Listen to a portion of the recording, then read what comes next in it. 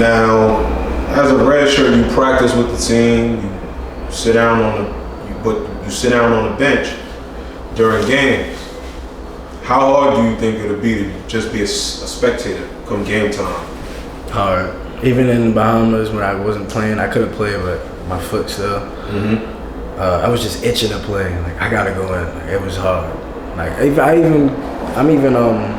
it's difficult for me to even sit out. Like I'm always trying to do something, always active. Like I can't just sit around all day. Like I gotta do something. So sitting them, watching them play, even if they, God forbid, lose, but I want us to have a breakout season. Like it's just gonna be way too hard for me to watch. Absolutely. I think that's normal, considering that you're a competitor. I think that's normal. What are the most important things for you to work on during your redshirt year so that you're prepared to impact the program next season? Shoot at a higher clip, catch and shoot. I feel like my off the ball dribble, one dribble pull up is there, always been there. Let me see. Contact layups, really just I just feel like if I get stronger, all my weaknesses just get out of there. Okay. Just getting stronger. Now you brought up your mid-range pull-up, which I can attest that yes, you do have a very good mid-range pull-up. But in today's game, college coaches, NBA coaches, they're not even fans of the mid-range game nowadays. One, I want to ask you, how did you get your mid-range game to where it is? And is that a conversation that you've had with your coaches here about taking a lot of mid-range jump shots?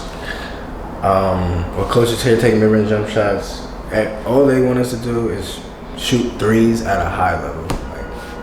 They want us to be the best shooting team ever because we was terrible last season. So they want us to, it's everything, individuals, all we're doing is shooting threes. There were no mid-ranges, just straight threes for 40 minutes. My arm is like falling off for the whole practice, straight threes. And mid-range, I was told that the mid-range feeds your family. One dribble pull-up, rise over, little defenders, plus me, I'm a big guard, you know.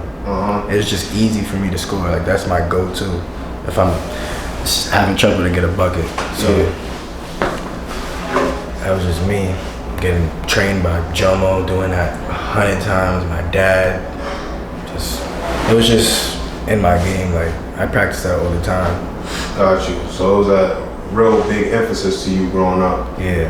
Okay. Now how hard is it as an adjusting, knowing that you eat off the mid-range so much, but now when you get to college, and if you get to the pros, God willing, that they don't want you, right, when you get to the pros, that they don't really want you feasting on the mid-range. How hard of an adjustment is that? It's gonna be a big adjustment, but I feel like, why stop someone from eating if that's his bread and butter? You never tell Kobe to stop doing fadeaways. Why are you gonna tell me to stop doing mid-range pull-ups? If it don't go in, I understand that, but I'm gonna do whatever the coach tells me what to do. If the coach wants me to stand in the corner and shoot threes, I'm gonna do that to provide for my team to win. But yeah. Got you. What are you looking forward to the most regarding college basketball? Next year I want to be freshman of the year. Because of my redshirt year, I feel like I should be dominant enough. Just dominate every freshman in the conference. My main goal is to be freshman of the year. Just like Mike Green, freshman of the year. Official tissue. Yep.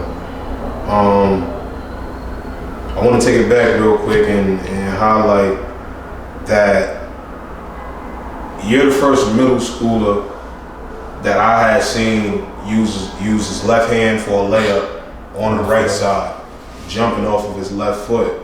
Now in today's game, that's not common, but it's more common. You see it more today.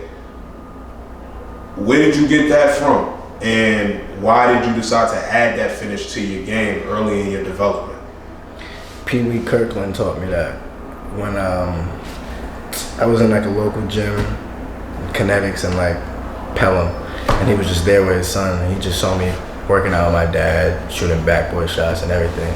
And he just decided to come over and work me out. And I was working out with his son, and he was teaching me like finishes and left hand layups and stuff. And the reason why you never see me go on the left hand side and open up is because when you're doing that, you just literally open your body up to get it punched.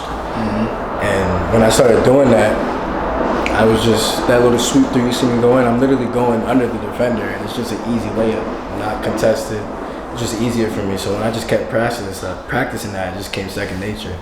And I just never stopped doing that. To this day, I still do that. Absolutely. And now it's a must-have finish. Nowadays, a lot of trainers teach players it and et cetera, but I will say outside of myself and a few other trainers I've seen working on that finish in the gym, I hadn't seen any young players in game jump off their left foot, finish with their left hand on the right side. So kudos to you, and definitely big shout out to Pee Wee Kirkland teaching you that.